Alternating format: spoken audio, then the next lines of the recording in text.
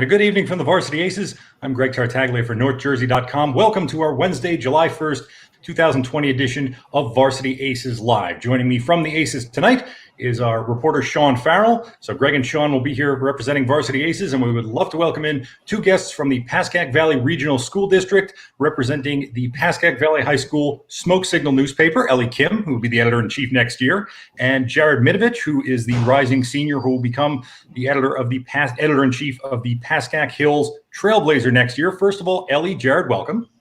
Thank you. Thanks for having us. You're welcome, and we're glad to have you on the show. The topic is let's just say it's generated a lot of discussion over the past week. Pascack Valley Indians, Pascack Hills Cowboys, those have been the mascots of those schools for pretty much as long as they've been open, and Pascack Valley is the first one, goes all the way back to the 50s. We know all about that.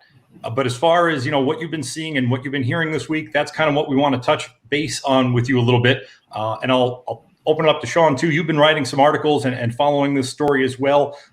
What's maybe your number one takeaway from what's gone on so far with the mascot debates back and forth?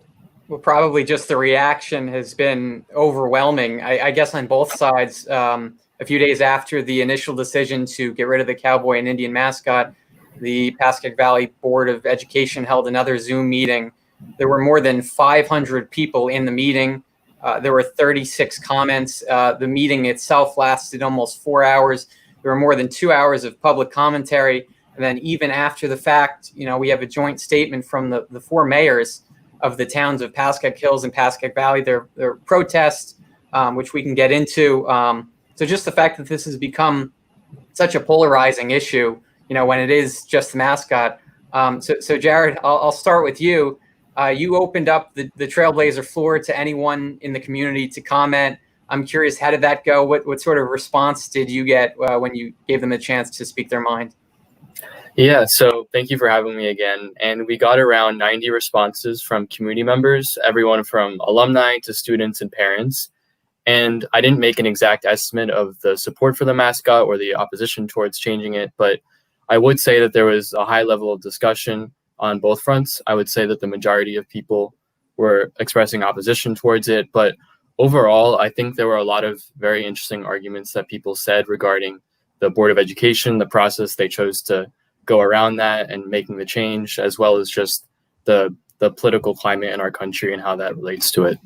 And we know this has been a discussion at Pascack Valley for a long time. I'm not sure about if it's been that way at Pascack Hills. Jared, I know you wrote an article in the winter about this topic. Has there been a lot of talk in the hallways, around school about the Cowboy mascot? There really, in my perspective, has not been. And I do have to say the Indians, yes, it's been discussed for a while, but the Cowboys hasn't received that same level of discussion. But there has been some mention of it, especially I felt during that month when I wrote that first article that there was something that needed to be discussed and reconsidered. But other than that, it wasn't a high level of discussion. And Jared, if you had to guess, what percentage of students do you think want the Cowboy mascot versus want it gone? That's a really tough question. I can only base it off of the survey, which may not be representative of the entire community. But based on that survey, I did look at the responses, and the majority were against removing the mascot. And Ellie, I'll give you the same question. What do you think the feedback is from Pascack Valley students? What do you think the percentage would be that want the mascot? I think it's probably pretty split in the middle, only because lately the discussion has been really strong from people who want it removed or people who don't particularly care to keep it. I know that there was a survey back in 2004 regarding the topic, and over half of the people, around like 67%, I believe, wanted to keep the mascot. But I think now in recent times, that percentage is probably a lot lower than it was back then to keep it. And one of the things that I've heard is a big part of this movement was the students at Pascack Hills and Pascack Valley. There's a student group, One Spirit, which delves into Native American culture. There's a student equity team in between your two schools. How much do you feel like they had an impact on this movement to get the change?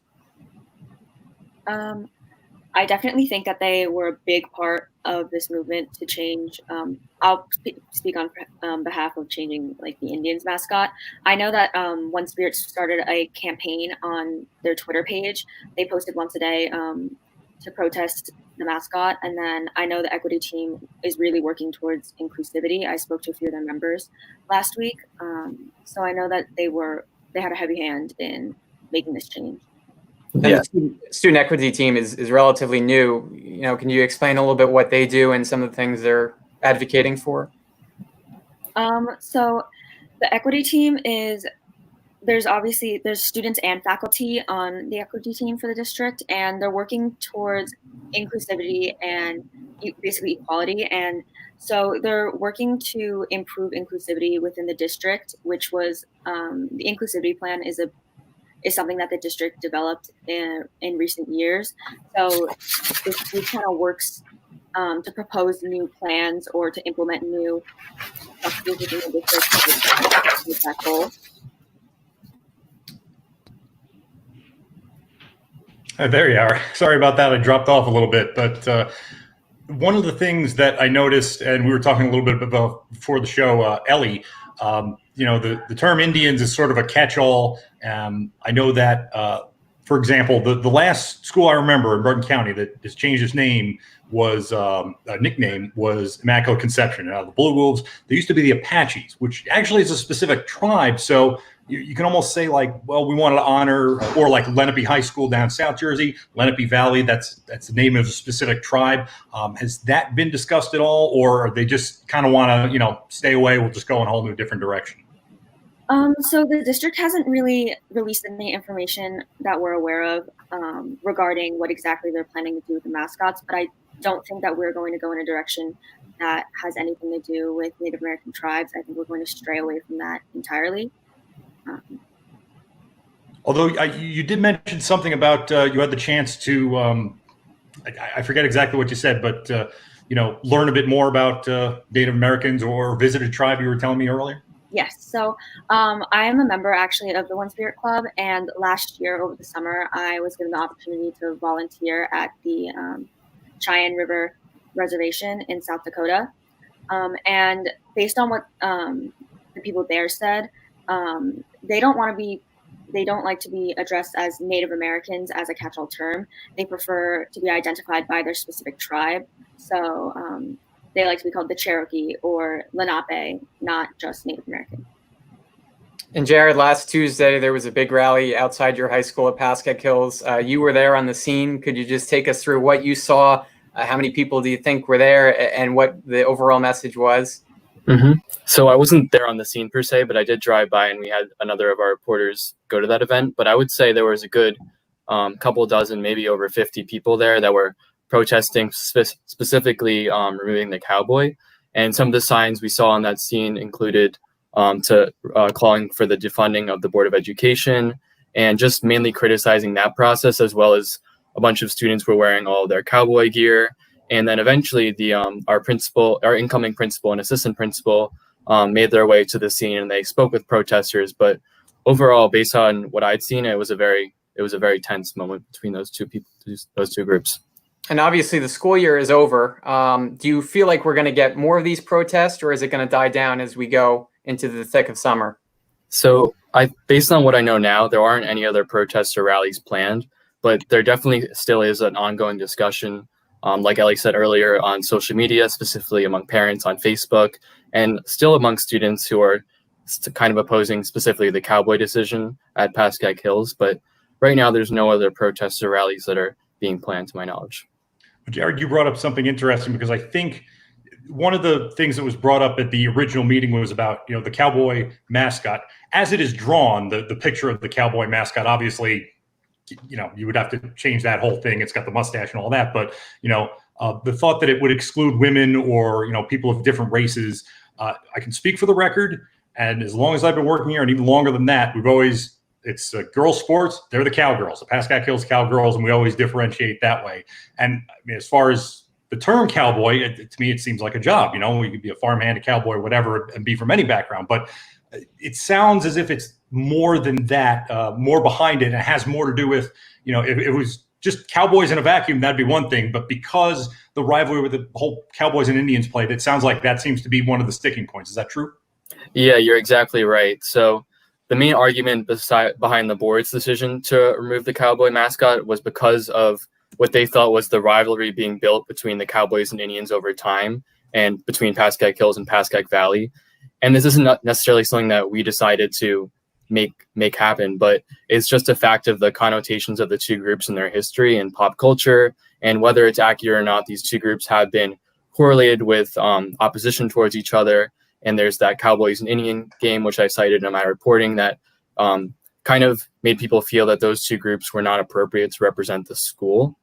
And the board member, Kenneth Ralph, actually referenced that. He emphasized the unity that the district wants to ensure is occurring between the two schools, and specifically the goal that Ellie mentioned of equity and inclusivity that they announced this year. Would you guys like to see mascots that play off each other, that friendly rivalry, or do you think that they should go their own separate ways? I think it would be appropriate for them to kind of bounce off each other, but I think there's a way to do it that would match the district's goal of equity and inclusivity. They could strive for unity versus something that's more of a rivalry, but I do think that would be appropriate considering it's two schools within the same district. I agree. Like, because we're sister schools, I think that no matter what, like, regardless, we're kind of intertwined with each other in a certain way. So, like, if our mascots reflect that, I don't think it'd be a negative thing. But I do think that if the district does choose to have our mascots relate to each other, then they'll definitely try to work in their inclusivity plan. Yeah, because when I was working on the story about, what could the possible new names be, all the middle schools and lower grade schools in like Hillsdale and all the Pascack Valley sending districts are the Hawks. So, you can also sort of create that community sense with the younger kids as well. Or if you wanted to, I know Pascack Hills already has the bucking horse on its logo. I mentioned this last week with the Broncos. You could be the Pascack Valley Raiders because of the youth football in town there. There are all kinds of ways you can go. But let me turn the discussion a little bit and ask Ellie. We had Coach Jeff Jasper, so well known around Pascack Valley, write that editorial about the importance of working together and really even doing that through uncomfortable discussions, which he does in his class all the time, and that's the way to move forward. So. Having put that out there, who, like Coach Jasper, who are some of the other people that you're maybe looking to sort of lead Pascack Valley through this, and who do you think might be able to help, kind of get this whole thing settled? Well, I don't want to put anybody exactly on the spot, but no, of course. I think that as far as speaking on behalf of removing the mascot, I definitely think the One Spirit Club advisors are definitely people that are spearheading that movement and could definitely argue the reasoning behind why that club pushed so hard for the removal of the mascot. They're definitely those history teachers. It's two history teachers, and they're definitely like very prominent in our school. And then but I think Jasper is also just like a very well-known teacher that is well loved in our school. So considering his message and what he put out there, I definitely agree with what he's saying. And I do know, and then Puccio also encouraged the like a peaceful, respectful debate and talk. But I just think that social media, with social media, it becomes so much more complicated because no matter what, people will always be debating over that platform, saying different things over that rather than in person. And speaking of social media, the Smoke Signal last week had to disable comments on one of their Instagram posts over the mascots. Ellie, could you tell me a little bit about how that unfolded and what happened in the days after the initial post? Yeah, so during the Board of Ed meeting, where they originally voted to remove the mascot, we posted to break the news on our Instagram, and it received over 1,800 comments within 24 hours. And then the comment section actually got very heated with debate. A lot of the accounts were false accounts or impersonating other people. And so, and then we disabled the comments actually to any of the recent news posts that had anything relating to the mascot after administration had reached out to us requesting that the comment section be turned off. And the Hillsdale Police Department even got involved and said they were going to investigate the matter. Have you heard anything from their side? Have you been in contact with them about what they're doing? Yeah, so we did write we wrote a brief article kind of explaining the situation. So I and the other the other co-editor-in-chief went to the police station just to ask for their input, and they said that none of the comments so far that they have investigated have reached the level of being a biased crime, but because of how heated the comment section was becoming, there was a high possibility of people then commenting something that could become a biased crime. So to prevent that from happening and to also try to ensure the safety of other students, the police department made the recommendation to administration to reach out to us to shut the comment section down. And Jared, from your perspective, for those who maybe just joining us, Varsity Aces Live this week, we're talking with Ellie Kim, who is the editor-in-chief, rising editor-in-chief of the Smoke Signal at Pascack Valley, Jared Mitovich, who's the rising senior editor-in-chief of the Trailblazer. I did have one to that end, but Sean, you were going to go next. Yeah, Jared, I was just curious, did your paper get any sort of hateful comments? Did you get those anonymous accounts attacking you guys? What was your perspective on that? Yeah, so we got a few, definitely not to the degree that the Smoke Signal did, but the administration did request that we shut down our account, which we did for a few days, and it went back up on Saturday. But there were a few burner accounts, but definitely less than on the Smoke Signal. And Ellie, there was a lot of talk about the culture at Pascack Valley. A few students talked about racist symbols, racist speech. One even said the culture at Pascack Valley was terrifying. You've gotten to walk the halls there a little bit. How would you describe the environment there? Speaking on behalf of myself, I can't say that I have particularly experienced or witnessed racism towards me specifically, but I definitely have seen a few years ago, as I'm sure you're aware, there was a swastika scandal at our school where students did leave swastika symbols on like various parts of the school, which is just a poor reflection on our community. I don't think, and to be honest, I don't think most of the Pascack Valley community is like that. I think it's a select individuals that were making poor choices. To be honest, I don't experience racism myself. So, well, that is, I think, brings us to a fair topic, though, is that it's not just the sports teams; it's also or the mascots. I mean, look at your newspapers. Smoke Signal certainly is related to Indian, Native American, whatever you want to call it, culture, and Trailblazer, obviously, that could be a nickname for the school going forward. But what have people said to you, in terms of the names of the newspaper and about those types of things that you might need to change to sort of change the perception or change the culture a little bit? Yeah. So at the board meeting, the original one where they made the vote, board member Arnold Schur, who proposed the motion, mentioned the school newspaper names, and he did say that both the newspaper names and the yearbook names, the Wrangler and I forget Valley's name, but they both were could be associated with the mascots and might have to change. So that's definitely something that I think they're considering, but there's no firm details on that front yet. As far as the Smoke Signal goes, we've actually been discussing changing our name for a little while now. We've put off on it because of the legacy that our publication has, because it was started, I believe, 2 years after the school was established. So we've had this name for many years now, but we've been discussing changing it, and we're definitely going to be changing it as soon as the new mascot is announced. And speaking of the mascot, do you have any idea when a new nickname will be unveiled? Have you heard, the community wants to involve students. Have you gotten an understanding at all about the process going forward? As far as that goes, as far as we're aware, at least, the district hasn't released any information to do with that. So we have, I don't know when or how they're going to select a new mascot. Yeah, all they've said is just that they're going to take in student input into their decision, but they haven't said anything else on that front. There was one other thing we were discussing in the pre-show, and I sort of put the idea out there to you, Jared, and you, Ellie. If someone came up to you and said, hey, you get to pick the new school mascot, what do you think? What are some of your ideas? So I guess I'll share that idea again, but it's kind of based on a saying that our principal, former principal, Glenn Demaray, used, and that's Hills Pride. He kind of made it a part of the school spirit, and jokingly, a friend and I talked about the mascot being the Pascack Hills Prides, but I don't know if that's a serious idea to take under consideration yet.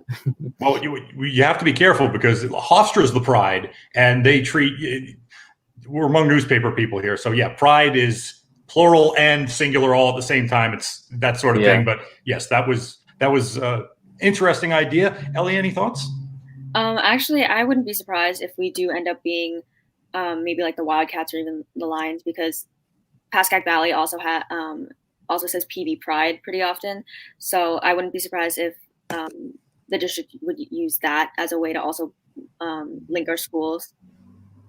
Well, look, I know I suggested maybe Broncos. You already got a little bit of the orange in there, but I know Pascack Valley, green and white. If you really are in search of a logo that's just sort of, no one's been using a while, I have an idea of some that, might be able to be used.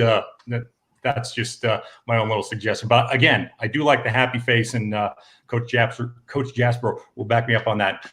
Time to wrap things up here on Varsity Aces Live. Thank you so much again, Jared Mitovich of the Pascack Hills Trailblazer and Ellie Kim of the Pascack Valley Smoke Signal. Thank you both for joining us today and giving us some of your thoughts, and we hope you enjoy the rest of your summer.